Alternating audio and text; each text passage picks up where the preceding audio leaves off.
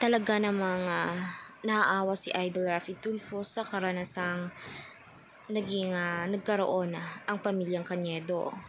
Itong si Luwilina Cañedo ay sumama sa mga barkada niya at may 5 barakong lalaking kainuman bago pa man humantong sa ganun ang kanyang buhay. Ang kanyang boyfriend na si Arby na itinatago na halos 2 buwan pa lang naman sila ay naging testigo na rin laban kay Gerald. Kaya babala na nga sa atin ni na Idol Raffy Tulfo sa lahat ng mga kababaihan at mga kabataan na kapag sinusuway ng mga magulang ay sundin na lamang dahil para din naman sa kapakanan natin ito. Hindi naman sila susuway ng hindi para sa iyo.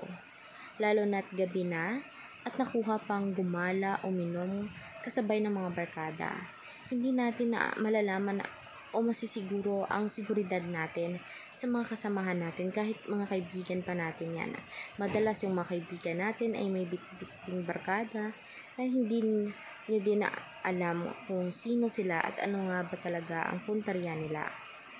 Kaya naman ingat tayong lahat at rest in peace para kay Luwilina Cañedo.